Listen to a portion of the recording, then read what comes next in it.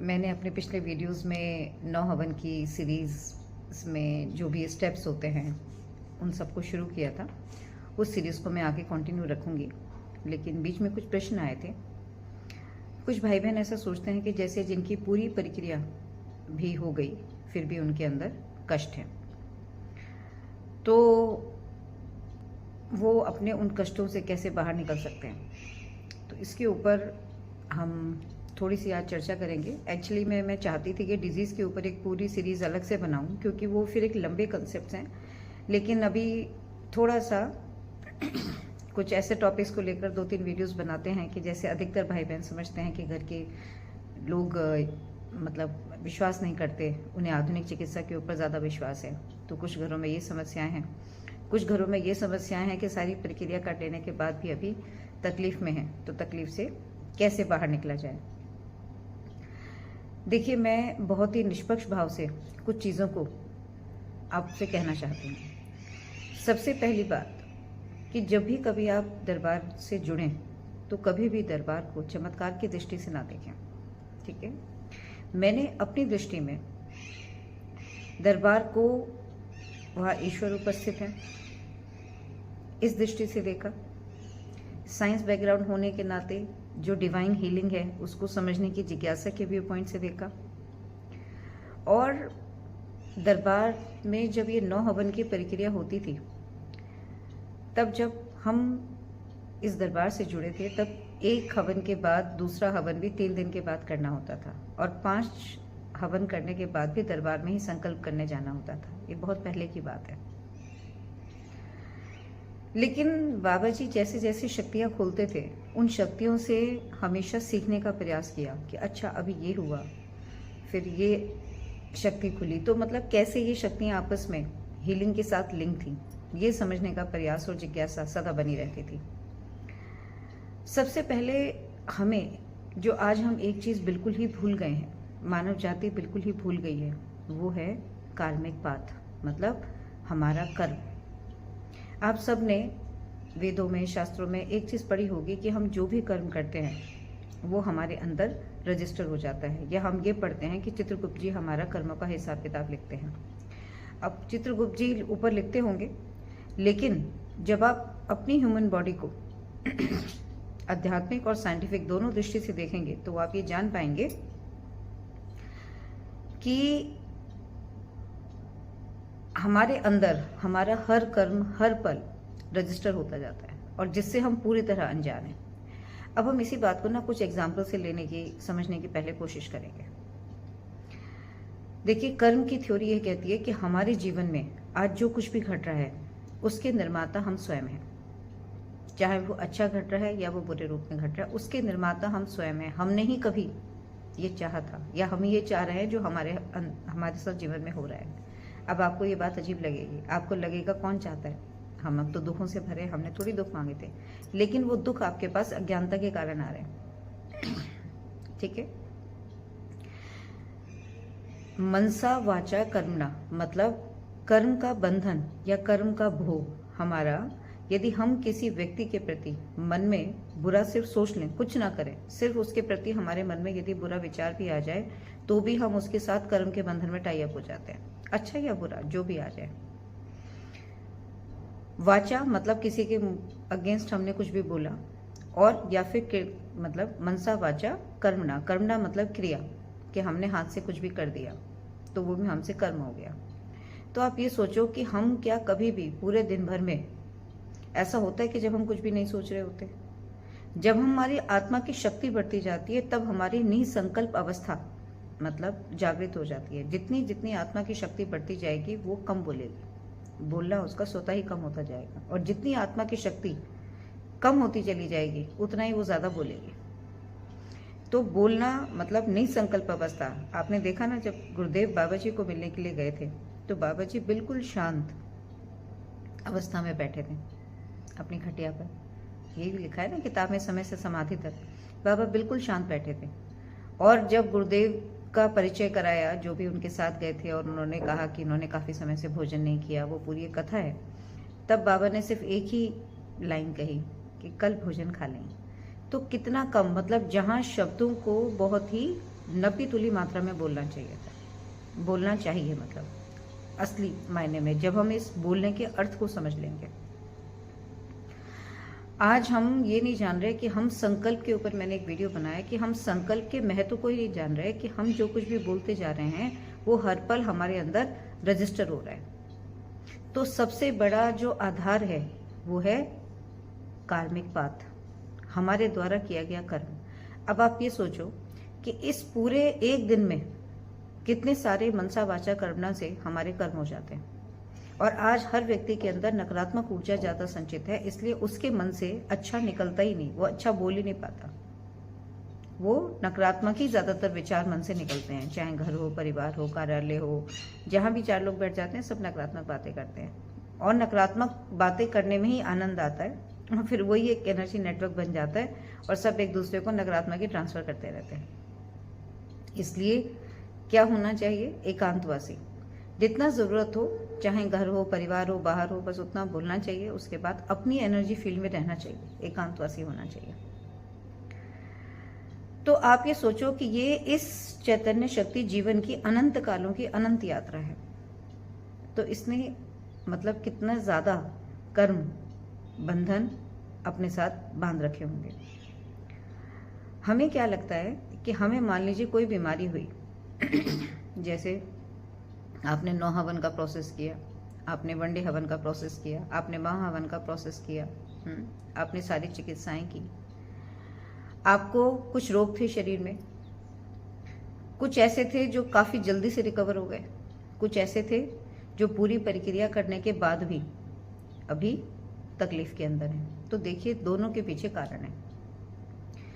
सबसे पहले अब हम आते हैं कारण के ऊपर। पहली बात तो एक बात याद रखनी चाहिए आपको हमेशा, जो मेरे अपनी दृष्टि से समझती हूँ, कि चाहे आप 9 हवन की पूरी प्रक्रिया करें, चाहे आप वनडे हवन, महा हवन की पूरी प्रक्रिया करें, डीएनए में जितने लोगों को रखें उसमें आपको जो कुछ भी बताया जाता है उस प्रक्रिया को एक साथ ही जल्दी से जल्दी पूरी करने की मतलब आपकी चेष्टा होनी चाहिए, जितना जल्दी से जल्दी हो सके। आपने वनडे करना है ना, आपने महा हवन करना है, ये सब बातें हम वनडे हवन की आगे चर्चा करेंगे। तो जो कुछ भी करना है, महाशुद्धि हवन करना है, तो उस पूरी प्रक्रिया को ऑल टुगेदर खत्म, क्योंकि ये भी बहुत सारे भाई बहन ऐसे ही करते हैं, किसी का एक संकल्प कर लिया, फिर वो अभी छुट्टी पे नहीं था, वो आएगा फिर उसका संकल्प कर लेंगे। तो आप ये समझ ही नहीं पा रहे कि नकारात्मकता जो है वो ट्रेवल करती रहती है। तो सबसे पहली बात जो ध्यान रखनी चाहिए कि जो भी बताया जा रहा है, जैसे बताया जा रहा है, जैसे वनडे हवन में भी एक ही रुद्राभिषेक होता है, लेकिन इस पूरी प्रक्रिया में भी 3 रुद्राभिषेक करने होते हैं। तो आपको 3 रुद्राभिषेक पूरे करने चाहिए। आप दरबार में करें बाकी के 2, या अपने घर के पास किसी मंदिर में करें, लेकिन जो चीज जैसे बताई जा रही है, पहली बात तो उस प्रक्रिया को जल्दी से जल्दी पूरा करना चाहिए। और जैसा कि मैंने अभी काली मां शुद्धि के ऊपर या स्मृति चिकित्सा पे भी वीडियो बनाए, तो आप उसे देख सकते हैं कि उसके अंदर क्या चाहिए, तल्लीनता, कि जो भी संकल्प में बोला जा रहा है आप अपने आप में उसे बहुत ध्यान से सुनते हुए, समझते हुए अपने मुख से बोलें, क्योंकि वो वाक सिद्ध दरबार है, तब आपके संकल्प पूरे होंगे। ठीक है।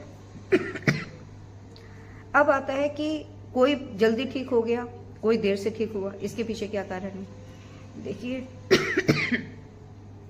जैसा कि हम जानते हैं कि हमारा ये जो शरीर है ये 5 तत्वों से मिलकर बना है, आकाश, अग्नि, वायु, जल और पृथ्वी। और जब कोई और जीवन, कोई भी पितृ के रूप में किसी भी जीवन में, किसी भी तरह से आप मंदिरों में जाते हैं, कहीं भी जाते हैं, और जब कोई जीवन जुड़ जाता है तो उसके साथ क्या जाता है, क्योंकि वो मृत आत्मा की तरह है ना, उसके साथ जल और पृथ्वी तत्व नहीं है, बाकी के 3 तत्व तो मौजूद हैं, आकाश, अग्नि और वायु। तो जब कोई भी आत्मा आपके साथ रह रही है तो आकाश, उसका भी आकाश, उसकी भी अग्नि, उसकी भी वायु आपके शरीर के आकाश, अग्नि और वायु के साथ क्या होगी, समायोजित हो जाएगी। जितने ज्यादा जीवन होंगे उन सब की ऊर्जा, तो हम क्या कहेंगे कि जैसे जैसे ये 3 तत्व आपके अंदर समाते चले जा रहे हैं, आपका क्या बन गया, अब नया आकाश बन गया, आप में नई अग्नि बन गई, नई वायु बन गई। नीचे के लोगों के साथ जिन चेतनाएं जुड़ी हुई हैं वो कैसी हैं, कामी हैं, क्रोधी हैं, अहंकारी हैं, लोभी हैं, तो आपके अंदर भी वही विकार पैदा होने शुरू हो जाएंगे। तो अब आपको लगता है कि हवन किया और ठीक हुए, देखिए ऐसा बिल्कुल भी नहीं है। आप पहली बात तो शायद आपको ये भी बहुत गहराई से समझना पड़ेगा कि चाहे नाव हवन का प्रोसेस हो या वनडे हवन का प्रोसेस हो, कि हवन आपको कितनी महीनता से ऊर्जा प्रदान कर रहा है ना, ये आपको समझना पड़ेगा, ये समझना पड़ेगा। बहुत सारे भाई बहनों को ऐसा लगता है कि जब वो हवन करते हैं तो वो, देखिए सबसे पहला इम्पॉर्टेंट है भाव। जब आप नौ हवन का प्रोसेस कर रहे हैं, मैंने उसके ऊपर भी एक वीडियो बनाया कि मान लीजिए आप हवन कर रहे हैं, हवन करते समय आपकी तल्लीनता ही नहीं है, मतलब आप बातें कर रहे हैं, आपका ध्यान ही नहीं है अपने कष्टों के ऊपर, तो पहले हमें किसी भी कार्य को करने से पहले उसको अच्छे से सोचना समझना चाहिए कि हमें उस कार्य को कैसे करना है, वो 2 घंटे के टाइम में को हमें कैसे बिताना है ताकि हमें उसका मैक्सिमम बेनिफिट मिले। आप कालिमा शुद्धि संकल्प कर रहे हैं, स्मृति चिकित्सा कर रहे हैं दरबार में जाके, तो आपका जो भी बोला जाता है संकल्प में, उसके ऊपर आपका पूरा ध्यान केंद्रित होना चाहिए, ठीक है। आप घर पे आकर महाशुद्धि हवन करते हैं, तो आप अपने जिस घर में रहते हैं उनको आपको पूरे हवन के दौरान बार बार देखना चाहिए, है ना। आप अपनी प्रॉपर्टीज, जो दूसरी प्रॉपर्टीज को शुद्ध करने के लिए 9वां हवन करते हैं, उसमें आपको अपनी सारी प्रॉपर्टीज के नाम, एड्रेस आप पहले दरबार को बता सकते हैं, और उसके बाद पूरे हवन के दौरान भी अपनी उन प्रॉपर्टियों को अपनी कल्पना में देखते रहिए, तो उससे आपको बहुत बेनिफिट मिलेगा। और दूसरा, वनडे कर लिया, फिर 3 महीने बाद महाहवन करने गए, फिर 3 महीने बाद कभी मौका मिला तो महाशुद्धि कर लिया, ऐसे टूट टूट के खंड खंड में प्रक्रिया नहीं करनी चाहिए। तो सबसे पहली बात तो ये आती है कि सारा का सारा प्रोसेस एक साथ करना चाहिए, ठीक है। अब दूसरी बात ये आती है कि कोई जल्दी ठीक हो रहा है, कोई जल्दी ठीक नहीं हो रहा। देखिए, बीमारी 2 तरह से ट्रेवल कर रही है मोटा मोटी। एक कि आपको स्वयं में बीमारी नहीं है, आपके अंदर जो सूक्ष्म जीवन है वो बीमार है। तो चाहे कितना से कितना भयंकर रोग आपको हो, आप पूरी प्रक्रिया को के प्रोसेस को करते करते ही काफी हद तक ठीक हो जाएंगे, काफी हद तक, क्योंकि वो बीमारी आपको नहीं है। जब दरबार अपनी पूरी की पूरी चिकित्सा करता है तो आपके अंदर जो भी कोई जीवन है, उस जीवन को, उसकी स्मृतियों को, सब कुछ निकाल देता है दरबार। तो क्योंकि बीमारी आपके अंदर थी नहीं, आपके अंदर वो क्या हो रही थी, अपना स्पष्ट रूप दिखा रही थी, क्योंकि आपके अंदर वो एनर्जी थी। दरबार में गुरुदेव बताते ना कि जो स्मृति आगे होती है वैसी बीमारी आपको हो जाती है। अब किसी को, आपको कैंसर नहीं है, मान लीजिए आपके अंदर कोई ऐसा जीवन बैठा है, कोई ऐसा पूर्वज बैठा है जिसको कैंसर था, यदि आप उसे ना निकालते तो वो आपके अंदर धीरे धीरे डेवलप हो जाता, लेकिन वो पूरा का पूरा दरबार ने निकाल दिया, तो आपको भी तुरंत ही आराम मिल जाएगा, तुरंत ही।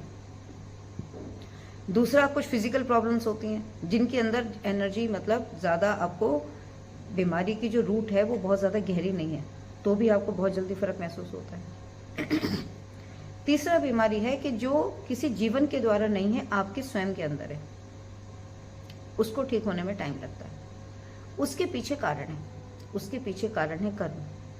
यदि आप आध्यात्मिक दृष्टि से कैंसर को देखेंगे तो कहा जाता है कि कई जन्मों के संचित कर्मों का फल है कैंसर। जितनी भी एडवांस डिजीजेस हैं, कि आपके कर्म बनते ही चले गए, बनते ही चले गए, बनते ही चले गए, और आज वो एक व्यापक रूप लेकर, या जितने भी असाध्य रोग है वो एक व्यापक रूप लेकर आप ही के शरीर के अंदर विद्यमान है, गहरे हो गए मतलब। तो कर्म ही है सबका आधार, किसी भी चीज के होने का या ना होने का। अब आपको लगेगा कि कर्म कैसे इस चीज का आधार हो सकता है। देखिए, हम इसको पहले एक छोटे से ना एक फैमिलियर एग्जाम्पल से समझते हैं। मैं इसके ऊपर, इसी टॉपिक पे 2-3 वीडियोस बनाऊंगी, क्योंकि मैं बहुत लंबा नहीं करना चाहती वीडियो। कि जैसे मान लीजिए कि एक छोटा सा पौधा है और एक नाला बह रहा है, ठीक है। आपकी दृष्टि जाती है, मान लेते हैं, चलिए तुलसी का पौधा है, आपको लगेगा कि तुलसी का पौधा यूज ही नहीं हो पाएगा यदि ये नाली के पास लगा हुआ है।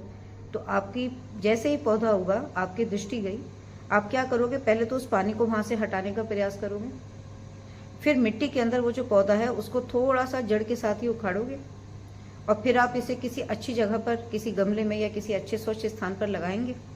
उसकी जड़ों को खाद, सही समय पर जल पानी देंगे, तो हम देखेंगे वो पौधा बहुत जल्दी दोबारा से नरिश कर जाएगा।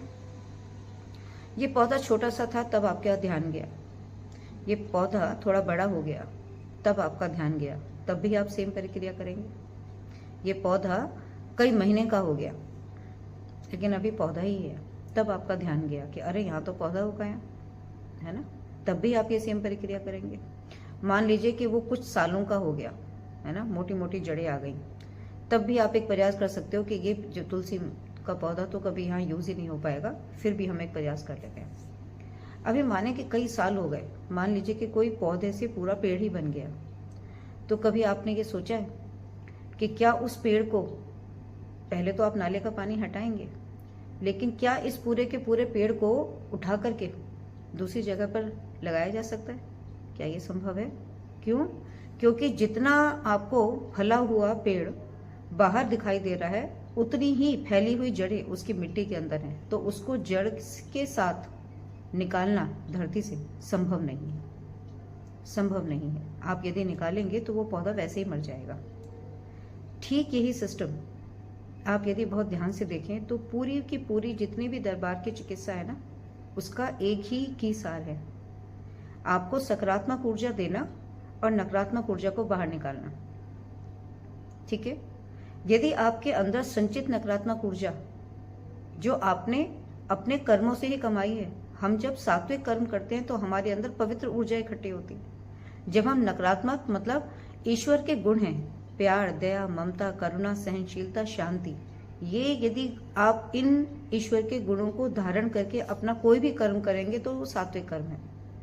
और इसका बिल्कुल उल्टा कुछ भी करेंगे तो वो ईश्वर की राह, जो ईश्वर ने बताई है कि आपको एक जीवन के नाते, एक उसकी का अंश होने के नाते आपको किस मार्ग पे चलना है, उससे आप बिल्कुल उल्टा काम कर रहे हैं। तो आप क्या कर रहे हैं? पाप कर्म कर रहे हैं, तो आपके अंदर नकारात्मक ऊर्जा संचित करेगा।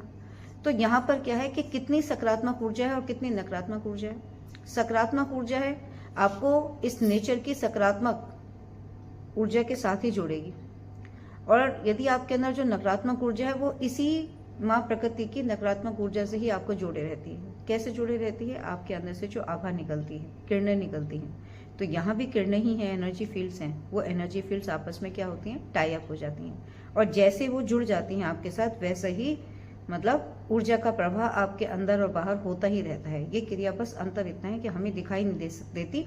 इसको हम जब इस दिव्य दृष्टि को सक्रिय कर लेंगे तब हम उसे देख पाएंगे। तो बीमारी आपकी किस लेवल पे है? एक्यूट लेवल पर है, एडवांस होना शुरू हुई है, या बहुत ही एडवांस हो गई? देखिए, कोई भी पूरी प्रक्रिया करेगा उसको कुछ भी फर्क ना हुआ हो, ये तो कभी भी नहीं हो सकता। क्या है कि मान लीजिए आप बहुत ही ज्यादा असाध्य रोगों से भरे हुए हैं, तो आपके अंदर क्या होगा कि वो बीमारी अब आपकी वहीं पर रुक गई। मतलब जितनी थी ना वो बीमारी, और ज्यादा अब आगे नहीं बढ़ेगी।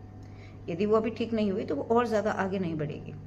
कुछ केसेस में ऐसा होता है कि जैसे जैसे आपकी ऊर्जा बढ़ती चली जाती है, आपको जो दवाएं आप खाते थे वो दवाएं काम नहीं करती थी, वो दवाएं अब काम करने लगती हैं। मतलब हम ये कह सकते हैं कि ओवरऑल मिला के कि हीलिंग का पाथ शुरू हो जाता है।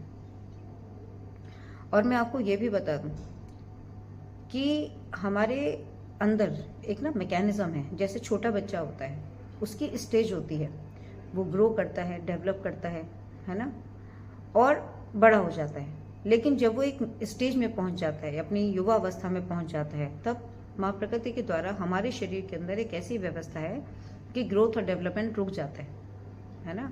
युवा अवस्था के बाद जब वो अपने नेक्स्ट फेज में जाता है, तो उस समय में जो आपका कहते हैं ना कि सेल की रीजनरेशन कैपेसिटी, वो एज के साथ साथ कम होती चली जाती है। और दूसरी इंपॉर्टेंट बात कि सतयुग से लेकर कलयुग तक हमारी ये चेतना, ये चैतन्य शक्ति, हम इसे सिंपल तरीके से समझे तो ये एक बैटरी की तरह है। जब आप नया मोबाइल लेते हैं, आप उस पर कुछ भी काम करते हैं, सारे काम बहुत फास्ट होते हैं, है ना, क्योंकि उसकी बैटरी फुली चार्ज होती है, एक्टिव होती है। तो बैटरी के चार्ज होने से क्या है कि energy is the capacity to do the work, कि कोई भी कार्य करने की क्षमता ऊर्जा ही है। तो ऊर्जा आपको भरपूर होती है, आपके पास कार्य करने के लिए ऊर्जा ही चाहिए, तो आप बीमार पड़ते ही नहीं। जब आपके अंदर ऊर्जा होती है, ये आत्मा की शक्ति जब बढ़ी होती है, तब ये सात्विक कर्म ही करती है, ये सात्विक कर्म की ओर ही अग्रसर होती है, अच्छे कर्म करती है, सात्विक ऊर्जा ही कमाती है। ठीक है। और जैसे जैसे इसकी शक्ति कम होती चली जाती है, वैसे ही बाह्य स्मृतियां, वैसे ही बाह्य जो जितने भी जीवन हैं वो आपके अंदर प्रवेश पा लेते हैं। जिसका भी ऑरा बहुत ही वीक होगा, काला होगा, उसके अंदर अनेक जीवन, आप कहीं भी जाएंगे ना, अनेक जीवन, मतलब आप कैरियर हैं उन जीवन को अपने शरीर के अंदर धारण करने के लिए। वो इंतजार ही कर रहे हैं आपका, आपके शरीर के साथ अपना एसोसिएशन बनाने के लिए। लेकिन आपके अंदर इतना अनंत गुना शक्तियां है कि आप इसी काले औरे को भी बदल सकते हैं। लेकिन उसके लिए बहुत ही दृढ़ प्रयास चाहिए, बहुत ही दृढ़ प्रयास चाहिए। मतलब लगातार आप जब उसके ऊपर कार्य करेंगे तब आपकी आंतरिक ऊर्जा बदलेगी, और जैसे ही आंतरिक ऊर्जा बदलेगी तभी बाह्य ऊर्जा बदलेगी। तभी आपके जीवन में जो कुछ भी घट रहा है, जब वो आपके अंदर से ऊर्जा के रूप में बदलेगा तब आपको बाहर परिवर्तन नजर आएगा। तो आज है क्या कि सात्विक ऊर्जा का कोई केंद्र ही नहीं है आपके पास। या तो आप ज्ञान से अपने आप को समझा सकते हैं, मतलब जैसे अभी हमने कहा कि इंसान को एकांतवासी होना चाहिए। आप जितना बोलते हैं, नेगेटिव बातें करते हैं, ग्रुप में बैठकर नेगेटिव, आपकी ऊर्जा खर्च हो रही है, आपको पता ही नहीं कि मेरी ऊर्जा खर्च हो रही है। लेकिन यदि मुझे पता है कि ये मेरी आत्मा की शक्ति है, ये कम या ज्यादा होती है, तो ये कब बढ़ती है और कब कम होती है, या किस मेथड से बढ़ती है, किस मेथड से कम होती है, यदि मुझे ये बात का ज्ञान है तो मैं अपनी इस ऊर्जा को वेस्ट क्यों करूंगी। मुझे जब बोलना होगा मैं तभी उतना ही बोलूंगी, मुझे ज्यादा बोलने की जरूरत ही नहीं है। मुझे पता है मैं निंदा करूंगी तो जिस व्यक्ति की निंदा कर रही हूँ उसका अवगुण मेरे अंदर आ जाएगा ऊर्जा के रूप में, तो मैं उसकी निंदा करने से बचूंगी। तुम्हारा कर्म तुम्हारे साथ, मेरा कर्म मेरे साथ। तो जीवन की शैली को बदलना पड़ेगा। तो प्रॉब्लम अधिकतर वहां आ रही है जहां पर रोग काफी एडवांस स्टेज में चला गया। जैसे एक पेड़ को एक स्थान से दूसरे स्थान पर रूपांतरण नहीं किया जा सकता। और दरबार की जो भी आप हवन की प्रक्रिया कर रहे हैं, चाहे आप 9 हवन करें, वनडे हवन करें, माँ हवन करें, रुद्राभिषेक, इन सारे के सारे प्रोसेस में आप देख रहे हो आपको सिर्फ एक सकारात्मक ऊर्जा दी जाती है और नकारात्मक ऊर्जा निकाली जाती है। प्रॉब्लम सिर्फ वहां पर है कि जहां नकारात्मक ऊर्जा इतनी ज्यादा है कि अभी उसको निकाला नहीं जा सकता। क्यों नहीं निकाला जा सकता? क्योंकि नकारात्मक ऊर्जा आपकी प्राण ऊर्जा का हिस्सा है। यदि आपके अंदर से वो सारी ऊर्जा, और वो आपका शरीर को बैलेंस भी किए हुए है ना। एक पेड़ के साथ जब उसकी जड़ होती है, उसने जमीन में अपना, मिट्टी के साथ जब उसकी जड़ें जुड़ी होती है ना, तो वो एक व्यवस्था के अंदर होती है। आप चाहे कितना ही एक पेड़ को उखाड़ के दूसरी जगह कितना अच्छे तरह से लगा दो, लेकिन वो व्यवस्था को आप दोबारा से नहीं बना सकते। वो नेचुरल तरीके से जब वो एक बीज से जड़ें बननी शुरू हुई थी तभी वो बनेगी। ये चीज छोटे से पौधे के लिए भी लागू होती है। यदि आप एक छोटे से पौधे को ठीक से ना उखाड़ें, जड़ के साथ ना उखाड़ें, तो जरूरी नहीं है कि दूसरे स्थान पर रूपांतरण करने पे वो उग ही जाएगा। उसके आप कई बार देखते हैं कि वो पौधा पूरी तरह से पनप नहीं पाता, क्योंकि मिट्टी के साथ जो उसका आकर्षण, मतलब वो है, जो उसकी जड़ें हैं वो वैसी सुव्यवस्थित नहीं हो पाती। तो ऐसा ही शरीर के साथ है। ठीक है, ये मैकेनिज्म तो है कि ऊर्जा दी गई, ऊर्जा निकाली गई, लेकिन एक है कि आप अपने ही सात्विक कर्मों से अपनी ही ऊर्जा को रूपांतरित कर रहे हैं। एक है कि आप बाह्य ऊर्जा लेकर के अपने शरीर को रूपांतरित कर रहे हैं। और जो चीजें कर रहे हैं उनको दोबारा रिपीट भी नहीं करना। बहुत सारे लोगों को मैं ऐसा देखती हूँ कि मतलब उनको पता ही नहीं कि वो संकल्प में कर क्या रहे हैं, उनको मतलब पता नहीं है, स्मृति का आधार ही नहीं है। तो वही बातें बार बार करके वो चीजें क्या हो रही हैं कि एक छोटी सी सिर्फ एक अज्ञानता है, नेग्लिजेंस है। आप उसको करके रिपीट करने से फिर दोबारा उन्हीं चीजों को दोबारा से इन्वाइट कर लेते हैं, है ना।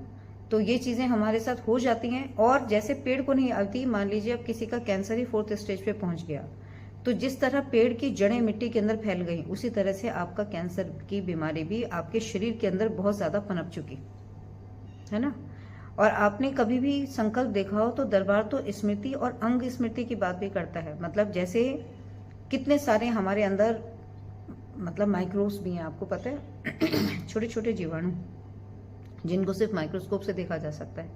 तो यदि हम कह रहे हैं कि पानी के अंदर मेमोरी है, तो आप सोचो कि आपके अंदर मेमोरी कितनी डीप है। मतलब सिर्फ आप ही नहीं हो, आप ही का जीवन नहीं है, छोटे छोटे जितना भी पूरा माइक्रोबियल बैक्टीरिया है आपका, क्योंकि आपकी जो नाभि है, पेट है, वो आपका क्या है, जैसे पेड़ की जड़ होती है, प्लांट मतलब रूट्स जो होती हैं वो पेड़ की जड़ होती है, इसी तरह से आपकी नाभि भी जो है वो हमारे ह्यूमन शरीर की तरह में एक जड़ का ही काम कर रही है। 72,000 नाड़ियां हमारी नाभि के साथ ही जुड़ी होती हैं।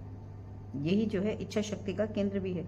तो पूरे शरीर को ऊर्जा प्रदान करने वाला ये केंद्र है हमारा मणिपुरक चक्र, हमारी नाभि, है ना। तो डिजीज मतलब आउटर है या इनर है, और अंदर कितना ज्यादा फैल चुकी है, उसकी स्मृतियां कितनी डीप बन चुकी हैं।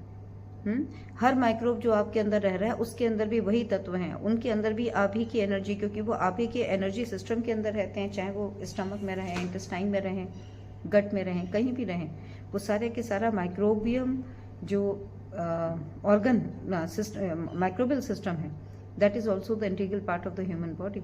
तो they are also, you are also taking their energy, their मतलब there is an continuous exchange of the energy between you and between all the microbes which are present within you. तो दोनों के अंदर से क्या होता जा रहा है. तो दरबार तो स्मृति के बाद अंग स्मृतियां तक निकालता है. तो हमें क्या भाव रख कर के प्रक्रिया करनी चाहिए कि हमारे साथ अदृश्य लादी लदी है नेगेटिव ऊर्जा की. हम चीज़ों को समझें. हमारे लिए पूर्वजों को मुक्त कराना ज़रूरी है. वो आगे स्वस्थ जन्म लें, मतलब स्वस्थ हों और आगे स्वस्थ होकर के जन्म लें, एक अच्छे ऊर्जा पथ में जाएं. जब वो भी जाएंगे तो वो भी बाबा जी के डीएनए से जुड़े होंगे. तो बचपन से ही जब वो पूरी तरह से बाबा जी के डीएनए के बाद उनसे जुड़कर दोबारा जन्म लेकर आएंगे, तब वो एक स्वस्थ जीवन का आधार होगा, जो आज दुनिया पे नहीं हो रहा, जिसे दरबार में बाबा जी का प्रसाद कहा जाता है. गुरुदेव के सामने जब बच्चे, छोटे छोटे बच्चे नामकरण के लिए आते हैं, तो गुरुदेव कहते हैं ना कि बाबा का प्रसाद आ गया. तो बाबा का प्रसाद क्या, वो भी कोई एक जीवन था जो कभी ना कभी था. दरबार से जुड़े, जब दरबार से जुड़कर वो आत्मा के स्वरूप में गए होंगे, तब उनकी पूरी की पूरी चिकित्सा और क्लिनजिंग होती होगी. और मैं आपको ये भी बता दूं, मुझे ऐसा लगता है व्यक्तिगत तौर पर कि कोई पार्ट है, या वो जैसे मान लीजिए कि हम किसी चीज़ की सफाई कर रहे हैं, एक पूरा का पूरा कोई भी मशीन है हमारे पास, यदि हम उसे पूरे की पूरी मशीन की सफाई करेंगे ना, तो सफाई ठीक से होगी ही नहीं, क्योंकि एक दूसरे के ऊपर एक चीज़ें हैं ऐसा. लेकिन यदि हम हर पार्ट को अलग अलग निकाल दें, तो छोटे छोटे टुकड़े हो गए, वो उनकी सफाई बहुत अच्छे से हो सकती है. इसी तरह से ये जीवन ही सब कुछ करता है. ये जीवन ही इस शरीर को बनाता है, इस शरीर को चलाता है. तो ये जब जीवन शरीर के साथ जुड़ा हुआ है, तो इसकी चिकित्सा करना बहुत डिफिकल्ट है. लेकिन जब यहाँ पर जल और पृथ्वी मृत्यु के बाद रह जाते हैं, और ये जब जीवन के रूप में होता है, तब इसकी चिकित्सा करना ज़्यादा आसान होता होगा, क्योंकि वो भी एक सूक्ष्म इकाई है, एनर्जी है. तो एनर्जी के साथ जब हम देखेंगे, तब उसको ज़्यादा अच्छे से हील किया जा सकता होगा. और एक समय के बाद हमारे अंदर क्या होता है, ग्रोथ और डेवलपमेंट ही रुक जाता है. तो इसीलिए आपके शरीर के अंदर जो नई सेल बननी चाहिए, तभी तो दोबारा से मतलब नया शरीर बनेगा. और कभी भी आप इसको भी सीधा यदि प्लांट के एग्जाम्पल से समझें कि चाहे वो छोटा सा पौधा था, चाहे और बड़ा, चाहे पूरा का पूरा एक बड़ा अच्छा खासा आपने पेड़ लगा दिया, शुरू में क्या होगा, उसके सारे पत्ते झड़ेंगे. जितना जड़ पकड़ लेगा तो ठीक है, जो जड़ नहीं पकड़ेगा वो झड़ जाएगा. और फिर उसके बाद पतझड़ के बाद कहते हैं ना कि सावन के अंदर नए फल, नई पत्तियां, नए पुष्प, सब कुछ उग जाता है. तो ठीक इसी तरह से आपके शरीर में भी है. आपको क्या लगता है कि बस हवन करने गए और जब बाहर निकले, तब उसके बाद जितनी भी परेशानियां थी, वो आर्थिक थी, मानसिक थी, शारीरिक थी, बिल्कुल परफेक्ट हो जाना चाहिए. ये आपकी गलत धारणा है ना. आपको बहुत अच्छी से ऊर्जा मिलती है और आप उससे ठीक भी होते हैं. लेकिन जैसा भी कहा कि हर व्यक्ति, जितने भी आपको धरती पे इंसान के रूप में नजर आ रहे हैं ना लोग, हर व्यक्ति का एक यूनिक एनर्जी स्टेटस है. हर व्यक्ति आपको दिखने में वो मानव में दिखता है, स्त्री पुरुष के स्वरूप में, लेकिन हर व्यक्ति बिल्कुल अलग अलग है. क्यों अलग है? क्योंकि इस चैतन्य शक्ति की कार्मिक यात्रा अलग अलग है. हर जीवन में अनंत कालों से वो जैसे स्वभाव संस्कार, जैसा चेतन मन अपने साथ लेकर आ रही है, उसी के मुताबिक वो इस जन्म में काम कर रही है. जैसे उसके स्वभाव संस्कार है, वैसे के अकॉर्डिंगली काम कर रही है, और फिर उसी से ही पुण्य अर्जित कर रही है. एक है कि जो पुण्य से अपना फिर दोबारा प्राप्त करने की इच्छा करना चाहते हैं. एक है कि जो अच्छा करे या बुरा करे, वो भी ईश्वर के चरणों में समर्पित कर दे, कहें बस प्रभु जो करवाया आपने सब आपका, अब मुझे तो पूर्णतया अपने इन बंधनों से मुक्त होना है. तब वो रास्ता है तंत्र विद्या का, तंत्र दीक्षा का. तो चाहे आप 9 हवन करें, वनडे करें, महाहवन करें, आप मंत्र दीक्षा लें, तंत्र दीक्षा लें, हर लेवल के ऊपर आपकी ऊर्जा बढ़ती जाएगी, नकारात्मक निकलती जाएगी, बढ़ती जाएगी, निकलती जाएगी. तो हमारे हमें ये समझना है कि सारी की सारी नकारात्मक ऊर्जा को एक साथ खींचा नहीं जा सकता, क्योंकि वो आपके शरीर के अंदर जो है उसकी जड़ें बनी हुई हैं. यदि आपकी सारी नकारात्मक ऊर्जा को एक साथ खींच दिया जाए, तो तुरंत ही आप देखते हैं दरबार के अंदर के गुरुदेव यदि किसी की एनर्जी कम है और निकालते हैं, तो वो तुरंत ही देख लेते हैं कि ये धड़ाम से गिर पड़ेगा, मतलब उसके अंदर चलने फिरने की शक्ति खत्म हो जाएगी. तो फिर भी आप परेशान होंगे यदि ऐसा कर दिया जाए कि हमारा बच्चा तो ठीक ठाक बैठा हुआ था, पता नहीं क्या चिकित्सा हुई कि वो बेहोश हो गया. तो इधर भी परेशानी है। तो उसका परेशानी का कारण यह है कि उसकी ऊर्जा को ज़्यादा बढ़ाया नहीं जा सकता या उसके अंदर से ज़्यादा ऊर्जा को निकाला नहीं जा सकता। ठीक है, तो क्यों नहीं करा जा सकता? क्योंकि हर व्यक्ति का जो ऊर्जा लेवल है वो अलग अलग है। इसके बारे में कुछ और टॉपिक पे भी चर्चा करनी है, वो मैं आपको अभी कुछ ऐसी वीडियो सीरीज बनाएंगे ताकि आपकी जो भी आपको चिकित्सा के दौरान या कोई भी आपके मन में प्रश्न आए तो वो आप पूछ भी सकते हैं। वरना मेरे मन में जो प्रश्न है, जो मुझे लगता है कि आप सबके मन में रहते ही हैं, उससे रिलेटेड मैं अभी कुछ वीडियोस बनाऊंगी। तो जिसको भी लगता है कि हमने पूरा प्रोसेस किया, हमारी अभी तकलीफ बाकी है, या हम दीक्षा के रास्ते पे चल रहे हैं, हमें कोई तकलीफें आ रही हैं, हम बाकी हैं, तो सबके पीछे कारण है। आपको बस की पॉइंट पे इतना समझना है कि जो भी चिकित्सा आप कर रहे हैं उसको जल्द से जल्द पूरा करना है और मंत्र दीक्षा, तंत्र दीक्षा के रास्ते पे जाना है और धीरे धीरे धीरे धीरे धीरे धीरे अपनी कैपेसिटी के अनुसार आपको आगे बढ़ते ही जाना है। आप ये ना समझें, कोई वहम ना पाले। एक एक चीज को जब आप ढंग से समझ लोगे तो आप भी सबसे पहले इस कार्य को पूर्ण करने जाओगे। उन सम्मानों के पीछे भागने से कोई फायदा नहीं, जो यहीं रह जाना है। कार्य करना है तो इस चैतन्य जीवन भी करना है जो सब कुछ अपने साथ ले जाना है। तो उसमें से आपकी हीलिंग, आपका स्वस्थ होना भी एक है, आपकी आध्यात्मिक उन्नति का होना भी बहुत जरूरी है और उस आध्यात्मिक उन्नति के पथ पर चलकर आत्मा की शक्ति को बढ़ाना जरूरी है। आत्मा की शक्ति के बढ़ने से आपका कर्म करने का तरीका बदलेगा और कर्म करने के तरीके के बदल जाने से ही आपके स्वभाव संस्कार बदलेंगे और आपका जीवन भी परिवर्तन हो जाएगा। आप ही के अंदर सारी शक्तियां निहित हैं, बस उन शक्तियों को क्या करना है, एक्टिवेट करना है। जैसे जैसे ऊर्जा बढ़ती जाएगी, शक्तियां अपने आप ही, आंतरिक शक्तियां एक्टिवेट होती जाएंगी। ठीक है, तो मैं इसे यहीं समाप्त करती हूँ। कोई भी प्रश्न आपके मन में हो तो आप पूछ सकते हैं। मैं इसी टॉपिक को थोड़ा और डिटेल में स्टेप वाइज मैनर में लूँगी। ठीक है।